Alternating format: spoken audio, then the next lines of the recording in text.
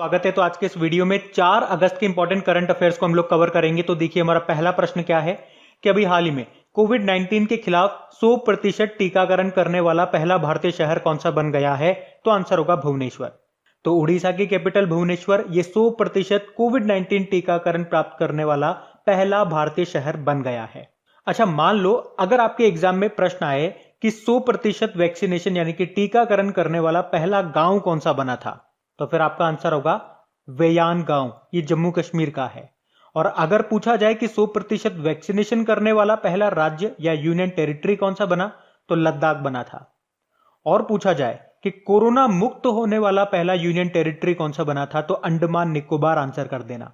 और भारत में अगर बात करें टीकाकरण अभियान कब शुरू हुआ था? 16 जनवरी से शुरू हुआ था। और पहला टीका किसको लगाया गया था? मनीष कुमार को लगाया गया था। चलो मेरे कुछ प्रश्नों का जवाब दो। अगर आपसे पूछा जाए गोल्डन राइस को मंजूरी देने वाला पहला देश कौन सा है, तो आंसर होगा फिलीपींस। और अभी भारत का first movable fresh water tunnel aquarium कहां पे स्थापित किया गया? तो बेंगलुरु में। अच्छा, अभी कुछ दिन पहले हम लोगों ने पढ़ा था कि भारत का 100% ड्रिंक फ्रॉम टैप वाला शहर कौन सा बना है, यानी कि 24 घंटे आपको नल से स्वच्छ जल मिलेगा। और ऐसा करने वाला, ऐसी सुविधा देने वाला पहला शहर कौन सा बन गया? उड़ीसा का पुरी। और इसके लिए कौन सा अभियान है? सुजल अभियान है। और जल से ही आपको याद आएगा भारत का 100% हर घर जल वाला राज्य कौन सा है? गोवा है। और भारत सरकार का लक्ष्य क्या है? हर घर में जल पहुंचाने का, नल से जल पहुंचाने का 2024 का लक्ष्य है। और गोवा तो अभी भारत का पहला राज्य बना है रेबीज फ्री होने वाला, ये भी याद रखो। अब भुवनेश्वर ये कैपिटल है उड़ीसा की, तो ये रहा मैप में उड़ीसा। अच्छा, भुवनेश्वर से आपको याद आएगा कि भारत की पहली चेस अकेडमी कहां पे खुली? भुवनेश्वर में। और भारत के पहले वर्ल्ड स्किल सेंटर, विश्व कौशल केंद्र का उद्घाटन कहां पे किया? भुवनेश्वर में। भुवनेश्वर में ही कोविड योद्धा स्मारक बनाए जाएंगे। और अभी एम्स भुवनेश्वर ने लगातार तीसरी बार कायाकल्प पुरस्कार भी जीता था। अच्छा बताओ फिर, देश का पहला फायर पार्क का उद्घाटन कहां पे किया गया? भुवनेश्वर ही आंसर होगा। और 2023 में जो हॉकी वर्ल्ड कप होंगे ये भुवनेश्वर में होंगे और राउरकेला में होंगे। राउरकेला में आप जानते हो ना, भारत का सबसे बड़ा हॉकी स्टेडियम बनाया जा रहा है, जिसका नाम किसके नाम पे रखा गया? बिरसा मुंडा के नाम पे रखा गया। लेकिन बिरसा मुंडा के नाम पे तो एक एयरपोर्ट भी है, वो कहां पर है? रांची झारखंड में है। यह आपको जरूर याद रखना है, कंफ्यूज हो सकते हो नहीं तो। मुख्यमंत्री यहाँ के नवीन पटनायक हैं, गवर्नर कौन है? गणेशी लाल है। और यहाँ के अभी नए चीफ जस्टिस बने थे एस मुरलीधर।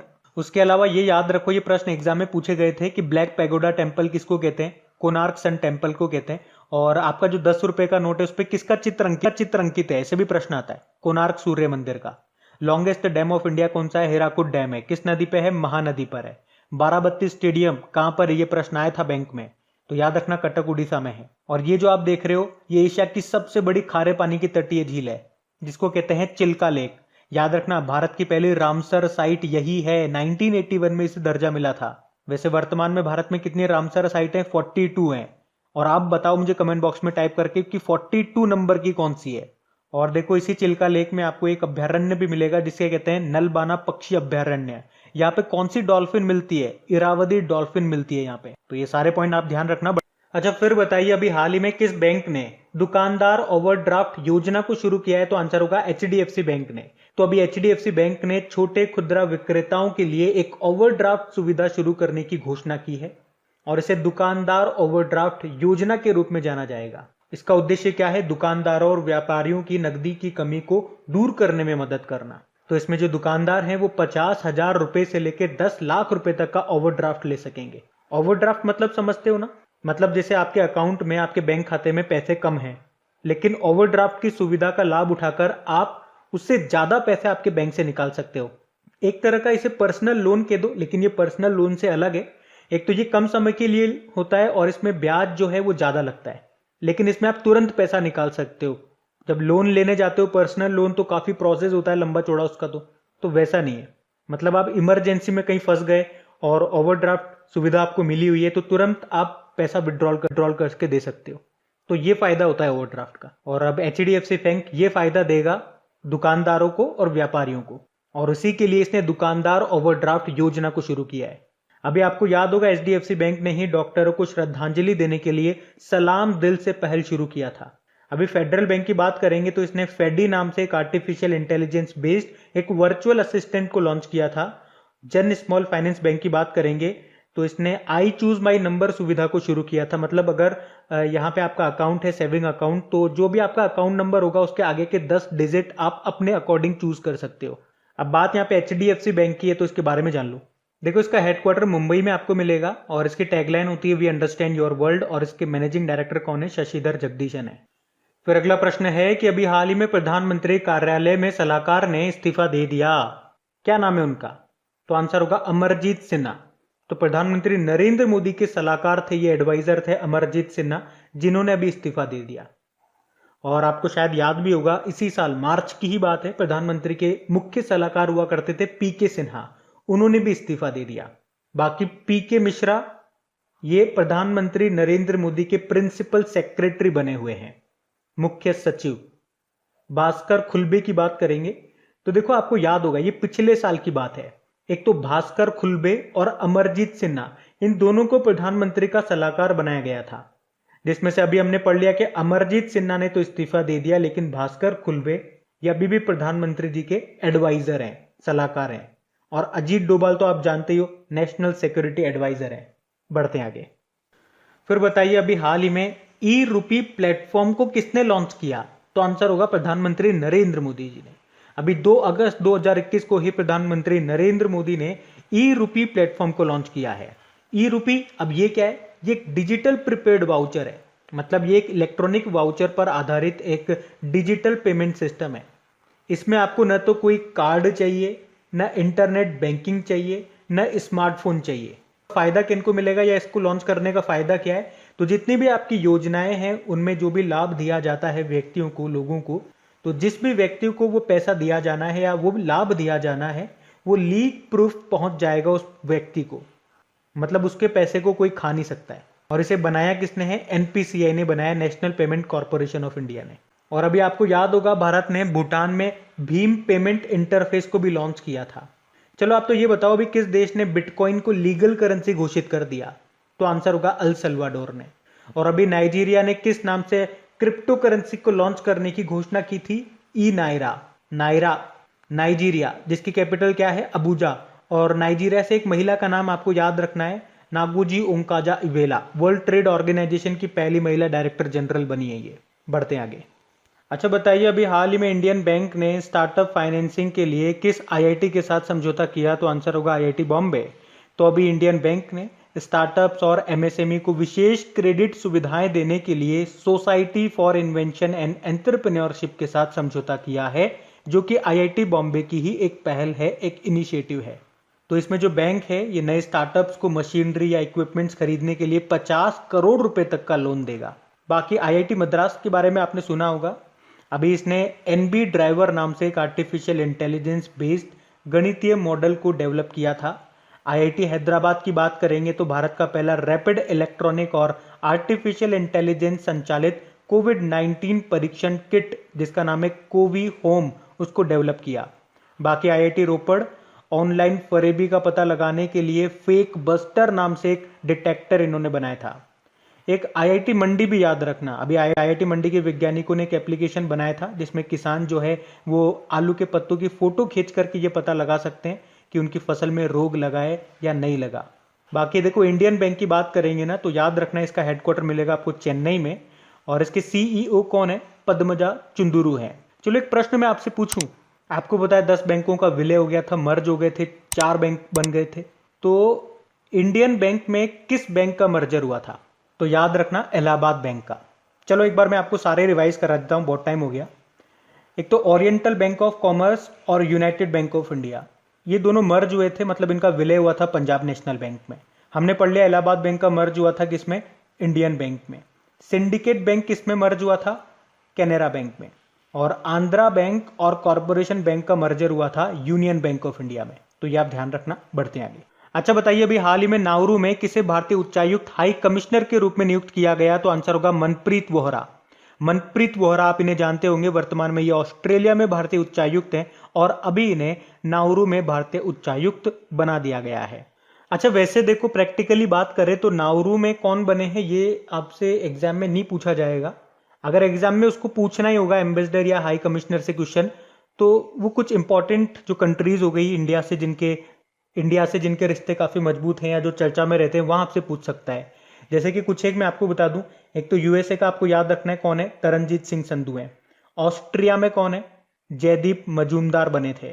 भूटान में कौन है, रुचिरा कंबोज बनी थी। ब्राजील में याद रख लो सुरेश रेड्डी बने थे। कनाडा में कौन बने थे, तो अजीर बेसरिया बने थे। और चाइना का भी याद रख लो विक्रम मिस्री हैं। फ्रांस में अभी जावेद अशरफ बने थे। नेपाल का आपको याद होगा विनय मोहन क्वात्रा बने थे। और जापान भी याद रखो, एक तो जापान में कौन बने थे, संजय कुमार वर्मा बने थे। तो ये कुछ इंपॉर्टेंट है, ये आपको याद होने ही चाहिए। एक मालदीव का भी याद रख लो, संजय सुधीर बने थे वहां पे। बाकी ये ऑप्शन भी देख लो, ये भी आप ही के लिए रखे हैं मैंने। नासिर कमल नागरिक उड्डयन सुरक्षा bureau of civil aviation security के डायरेक्टर जनरल बने। पद्म कुमार माधवन नायर, बड़ा इंपॉर्टेंट नाम है, नेशनल एसेट रिकंस्ट्रक्शन कंपनी यानी कि बेड बैंक के पहले मैनेजिंग डायरेक्टर बने। Arun Kumar Mishra national human right commission के अध्यक्ष बने ये। और नाउरू मैप में, और ये नाउरू जो देश है ये आ गया अगर न्यूज में, तो इसकी कैपिटल आप याद रख लो। चलो इसे मैप में आपको दिखा देते हैं, ये रहा मैप में नाउरू। कैपिटल इसकी येरेन है और यहाँ पे करेंसी ऑस्ट्रेलियन डॉलर ही चलती है। बढ़ते हैं आगे। अच्छा फिर बताइए अभी हाल ही में किस बैंक ने सिम बाइंडिंग फीचर को लॉन्च किया है, तो आंसर होगा एसबीआई ने। तो ये एक नया सिक्योरिटी फीचर है जिसका नाम है सिम बाइंडिंग। ये एसबीआई अकाउंट होल्डर्स को डिजिटल फ्रॉड से बचाने का काम करेगा। मतलब एसबीआई की जो योनो एप्लीकेशन है और योनो लाइट एप्लीकेशन है उसको फुल प्रूफ बनाने का ये काम करेगा। तो किसने लॉन्च किया ये सिम बाइंडिंग फीचर, एसबीआई ने, जिसका उद्देश्य क्या है, ग्राहकों को बेहतर सुरक्षा प्रदान करना और उन्हें सुविधाजनक और सुरक्षित ऑनलाइन बैंकिंग अनुभव प्रदान करना। देखो एसबीआई से अभी आपको याद होगा कि इसने हेल्थ सेक्टर को मदद देने के लिए Arogyam health care business loan launch किया था। और आरोग्यम से याद होगा आपको अभी एलआईसी ने आरोग्य रक्षक स्वास्थ्य बीमा योजना को शुरू किया था। बाकी आरबीआई ने रिटेल डायरेक्ट योजना शुरू की। और इक्विटास स्मॉल फाइनेंस बैंक की बात करेंगे तो एनआरआई ग्राहकों को ऑनलाइन खाता खोलने की सुविधा देने वाला पहला स्मॉल फाइनेंस बैंक बना। उज्जीवन स्मॉल फाइनेंस बैंक की बात करो तो महिलाओं के लिए एक सेविंग अकाउंट शुरू किया था इसने जिसका नाम था गरिमा। देखो एसबीआई की बात करेंगे, इसका हेडक्वार्टर मुंबई में है और वर्तमान में इसके चेयरमैन कौन है, दिनेश कुमार खारा। और एक इंपॉर्टेंट प्रश्न बताता हूं, अभी राष्ट्रपति जी ने, आपको याद होगा, राष्ट्रपति भवन में एसबीआई की पहली ब्रांच का उद्घाटन किया था। अभी एसबीआई ने ही कवच पर्सनल लोन योजना भी शुरू की थी। उसके अलावा आपको याद होगा Brandon human capital management excellence award 2020 भी इसने जीता था। और एसबीआई ने बीएसएनएल के साथ मिलकर के एक वॉलेट भी बनाया था जिसका नाम था भारत इंस्टा पे। तो ये ध्यान रखना। बढ़ते हैं आगे। अच्छा फिर बताइए अभी हाल ही में 7 लाख करोड़ के बाजार पूंजीकरण यानी कि मार्केट कैपिटलाइजेशन को हासिल करने वाली चौथी भारतीय कंपनी कौन सी बन गई, तो आंसर होगा इन्फोसिस। तो अभी इन्फोसिस 7 लाख करोड़ रुपए का बाजार पूंजीकरण हासिल करने वाली देश की चौथी कंपनी बन गई है। अच्छा वैसे बाजार पूंजीकरण यानी कि मार्केट कैपिटलाइजेशन के मामले में भारत की पहली कंपनी कौन सी है, आप सब जानते हो रिलायंस इंडस्ट्रीज है। दूसरी भी आप जानते होंगे टीसीएस है। लेकिन तीसरी कौन सी है, तीसरी एचडीएफसी बैंक है। और अब चौथी बन गई इन्फोसिस जिसका हेडक्वार्टर कहां मिलेगा आपको, बेंगलुरु में। और इसके वर्तमान सीईओ कौन है, सलील पारेख है। ध्यान रखना ये। बढ़ते हैं आगे। अच्छा फिर बताइए अभी हाल ही में म्यांमार के अंतरिम प्रधानमंत्री के रूप में किसे नियुक्त किया गया, तो आंसर होगा मिन आंग हलैंग को। तो आज से 6 महीने पहले म्यांमार की सेना ने म्यांमार की जो चांसलर हुआ करती थी आंग सान सू की, उनके नेतृत्व वाली लोकतांत्रिक सरकार को हटा दिया था, तख्ता पलट कर दिया था मतलब। और अब म्यांमार के सेना प्रमुख जो जनरल मिंग आंग हलैंग हैं, उन्होंने देश के अंतरिम प्रधानमंत्री के रूप में पद संभाल लिया है। मतलब अपने आप को प्रधानमंत्री घोषित कर दिया इन्होंने कहा कि अब ये 2023 में फिर से चुनाव करवाएंगे, तब तक यही प्रधानमंत्री बने रहेंगे। बाकी पेड्रो कैस्टिलो पेरू के प्रेसिडेंट बने। एरियल हेनरी ये हैती के नए प्रधानमंत्री बने। और इब्राहिम रईस आप जानते हो ये ईरान के नए प्रेसिडेंट बने थे। अच्छा इजराइल के नए प्रेसिडेंट कौन बने थे, इसाक हरजोग बने थे। और प्रधानमंत्री नेफ्टाली बेनेट बने। अब बात यहाँ पे म्यांमार की है, तो ये रहा मैप में म्यांमार। इसकी कैपिटल नेपिटो है और करेंसी क्या है, करेंसी क्यात है। क्या है, क्यात। बढ़ते आगे। फिर बताइए अभी हाल ही में बुल्गेरी ने किस बॉलीवुड एक्ट्रेस को अपना ब्रांड एम्बेसडर बनाया? तो आंसर होगा प्रियंका चोपड़ा को। तो इटली की एक लग्जरी ब्रांड है ये बुल्गेरी, जिसने अभी प्रियंका चोपड़ा को अपना ग्लोबल ब्रांड एम्बेसडर बनाया है। ये जो बुल्गेरी है ये अपनी ज्वेलरी, अपनी घड़ियों, परफ्यूम्स, लेदर के सामान भी बनाने के लिए काफी फेमस है और इसने अभी ज्वेलरी के लिए प्रियंका चोपड़ा को अपना ब्रांड एम्बेसडर बनाया है। प्रियंका चोपड़ा से आपको याद होगा अभी इन्होंने एक बुक भी लिखी थी जिसका नाम है अनफिनिश्ड। बाकी विद्या बालन का नाम भी न्यूज में था। इनके नाम पे कश्मीर के गुलमर्ग में एक फायरिंग रेंज का नाम रखा गया। दिया मिर्जा तो आप जानते हो यूनाइटेड नेशन एनवायरनमेंट प्रोग्राम की ब्रांड एम्बेसडर है। और करीना कपूर ने कौन सी बुक लिखी अभी? The pregnancy Bible. बढ़ते हैं आगे। फिर बताइए अभी हाल ही में 2 लगातार ओलंपिक्स में 100 मीटर व 200 मीटर दौड़ में स्वर्ण जीतने वाली पहली महिला कौन बन गई है? तो आंसर होगा एलन थॉम्पसन हेरा। तो जमैका की 29 वर्षीय एलन थॉम्पसन हेरा ये 2 लगातार ओलंपिक्स में 100 मीटर और 200 मीटर दौड़ में गोल्ड मेडल जीतने वाली पहली महिला बन गई हैं। अच्छा, इसी तरह से ये सिफान हसन का नाम आपको याद होगा। ये नीदरलैंड की 28 साल की धाविका है जिन्होंने महिलाओं की 10,000 मीटर की दौड़ में वर्ल्ड रिकॉर्ड बनाया था। अच्छा, अगर मैं आपसे पूछूं कि टोक्यो ओलंपिक में सबसे कम उम्र में गोल्ड जीता था किसने? मोमिजी निशिया ने। ये किस देश की है? तो जापान की है। और किस गेम में? स्केट बोर्डिंग में। और इसे पहली बार अभी शामिल किया गया है स्केट बोर्डिंग को, याद रखना ये भी। और ओलंपिक में गोल्ड मेडल जीतने वाला सबसे छोटा देश कौन सा बना? तो आंसर होगा बरमूडा। और ओलंपिक में हैट्रिक गोल करने वाली पहली भारतीय महिला खिलाड़ी कौन बनी? वंदना कटारिया बनी। अभी पीवी सिंधु का नाम आपको, बाकी टोक्यो ओलंपिक में हमने 2 गोल्ड जीत लिए, एक तो सिल्वर और एक ब्रोंज। ब्रोंज अभी पीवी सिंधु ने दिलाया है जो कि शटलर है। और ये लगातार 2 ओलंपिक में मेडल जीतने वाली पहली भारतीय महिला है। और सिल्वर किसने दिलाया हमें? मीराबाई चानू ने दिलाया है। वो वेटलिफ्टर है, 49 किलोग्राम कैटेगरी में उन्होंने सिल्वर जीता है। बाकी कौन से नंबर के टोक्यो ओलंपिक है? तो 32वें नंबर के हैं। इसके शुभंकर मैस्कॉट है मिराई तोबा और सोमाइती पैरालंपिक का है। 3 नाम टोक्यो ओलंपिक से याद रखना। दीपक काबरा का, टोक्यो ओलंपिक में पहले भारतीय जिम्नास्टिक जज हैं ये। पवन कुमार का नाम, टोक्यो ओलंपिक के लिए पहले भारतीय ज्यूरी चुना गया इनको। और अशोक कुमार, टोक्यो ओलंपिक में कुश्ती में एम्पायरिंग करने वाले एकमात्र भारतीय हैं ये। और टोक्यो ओलंपिक में उद्घाटन समारोह में ध्वजवाहक कौन है? मैरी कॉम है और मनप्रीत सिंह है। जबकि समापन समारोह में कौन होंगे? पहलवान बजरंग पूनिया होंगे। और टोक्यो पैरालंपिक में ध्वजवाहक हैं कौन? मरियप्पन थंगावेलु। और इंटरनेशनल ओलंपिक कमेटी की बात करेंगे तो हेडक्वार्टर इसका लुज़ैन स्विट्जरलैंड में है और इसके प्रेसिडेंट कौन है? थॉमस बक हैं। और इंटरनेशनल ओलंपिक डे कब मनाते हैं? 23 जून को मनाते हैं। तो ये सारे पॉइंट ध्यान रखना। बढ़ते आगे। फिर बताइए अभी हाल ही में किन 2 देशों के बीच हल्दीबाड़ी चिलाहटी रेल मार्ग शुरू किया गया है? तो आंसर होगा भारत और बांग्लादेश। तो 56 सालों के बाद भारत बांग्लादेश के बीच ये हल्दीबाड़ी चिलाहटी रेल मार्ग शुरू किया गया है। एक्चुअली में 1947 में विभाजन के बाद से लेकर के 1965 तक दोनों देशों के बीच इस रेल मार्ग पर ट्रेन चलती थी। लेकिन जब भारत पाकिस्तान का युद्ध हुआ था उसके बाद दोनों देशों के बीच में इस मार्ग पर रेल सेवा को बंद कर दिया गया और अब एक बार फिर से इस रेल मार्ग पर पहली रेलगाड़ी को शुरू किया गया। अब बात बांग्लादेश की है तो ये रहा मैप में बांग्लादेश। देखो बांग्लादेश की कैपिटल ढाका है। यहीं पे आपको बिम्स्टेक का हेडक्वार्टर भी मिल जाएगा। और 2021 में बिम्स्टेक की अध्यक्षता किसके पास है? श्रीलंका के पास है। बांग्लादेश की करेंसी टका है। प्रधानमंत्री शेख हसीना है। आपको याद होगा अभी बांग्लादेश ने जोग नाम से एक सोशल मीडिया प्लेटफॉर्म को भी डेवलप किया, फेसबुक के विकल्प के रूप में और व्हाट्सएप के विकल्प के रूप में अल्पन नाम से एक एप्लीकेशन बना रहा है। और बांग्लादेश के एक व्यक्ति हैं मोहम्मद यूनुस, जिन्होंने अभी ओलंपिक लॉरेल पुरस्कार जीता था। आपको याद होगा 2020 का गांधी शांति पुरस्कार किसे दिया गया? बंगबंधु शेख मुजीबुर रहमान को। लेकिन अगर मैं 2019 का पूछूंगा तो ओमान के दिवंगत सुल्तान कबूस बिन सईद अल सैद को दिया गया। और वैसे आपको बता दूं अभी कुछ समय पहले ही भारत और बांग्लादेश के बीच में मिताली एक्सप्रेस ट्रेन भी शुरू हुई थी।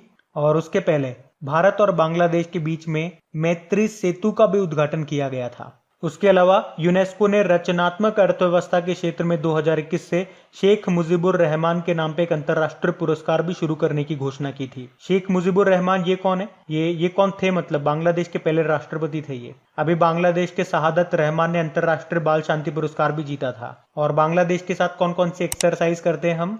संप्रीति नाम की एक्सरसाइज करते हैं, मेनामती मैत्री नाम की एक्सरसाइज भी हम करते हैं बांग्लादेश के साथ। तो अब बात करेंगे कल के वीडियो में पूछे गए प्रश्न के उत्तर की। तो कल के वीडियो में आपसे पूछा था कि इस देश के लैंडस्केप गार्डन सेटियो बुर्ले मार्क्स को यूनेस्को की विश्व धरोहर का दर्जा मिला, तो आंसर होगा ब्राजील। आप सभी ने प्रश्न का बिल्कुल सही उत्तर दिया है। और गाइज, अगर वीडियो को अभी तक आपने लाइक नहीं किया तो इसे लाइक जरूर करना। अगर ये पसंद आया तो इसे अपने दोस्तों के साथ में शेयर जरूर करना। जो भी आपका स्टडी ग्रुप हो गया, व्हाट्सएप पे, फेसबुक पे या टेलीग्राम यूज करते हैं, तो वहां पे इसे अपने दोस्तों के साथ में एक बार शेयर जरूर कर देना।